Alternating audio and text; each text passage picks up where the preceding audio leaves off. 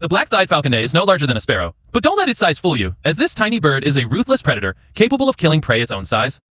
Falconets are the smallest birds of prey in the world, with the black-thighed falconet, Microhyrax fringillarius, and the Bornean falconet, Microphyrax latifrons, sharing the title of smallest bird of prey in the world.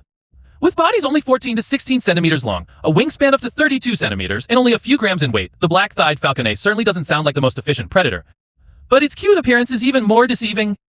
The parakeet-like bird is one of the most adorable you'll ever see, but don't let that fool you when it comes to hunting. This thing is a tiny killer.